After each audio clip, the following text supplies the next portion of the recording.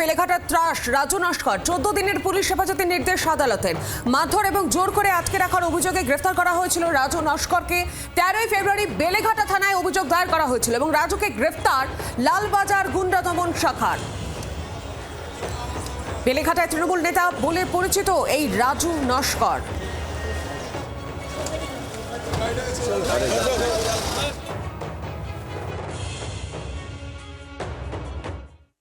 Magistrate যিনি ছিলেন তিনি দুদিনের পিসিএ করে 19 তারিখে রাখলেন, দুটো কেসই একসঙ্গে শুনবেন। কিন্তু আমি 307-এর কোনো ইনগ্রিডিয়েন্টস রাজু নস্কর এগেনস্টে পাইনি। আপনারা কি বেল চেয়েছিলেন? হ্যাঁ, বেল তো আমরা চাইবই, বেল তো আমরা চেয়েছি, কিন্তু যেহেতু প্রথম দিন সেহেতু ম্যাজিস্ট্রেট সাহেব ওটাকে 19 তারিখ অবধি দুটো কেসেরই রাখলেন।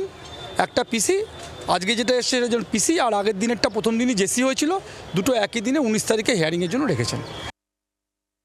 বেলেঘাটার ঘটনায় তৃণমূল নেতা রাজু নস্করকে গ্রেপ্তার করে কলকাতা পুলিশ। তার যে আইনজীবী তিনি জামিনের আবেদন জানান, কিন্তু অপরদিকে সরকারি আইনজীবী জামিনের তীব্র বিরোধিতা করেন এবং তিনি বলেন এক্ষেত্রে দুটি মামলা রয়েছে এবং তদন্তের স্বার্থে অর্থাৎ তদন্ত প্রক্রিয়া এগিয়ে নিয়ে যাওয়ার জন্যে পুলিশ হেফাজতের প্রয়োজন।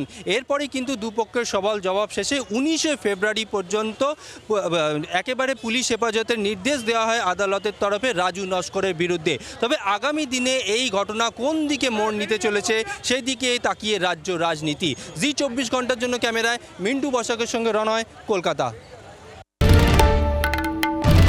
বাংলার আওয়াজ, বাঙালির আবেগ, জি 24 ঘন্টা।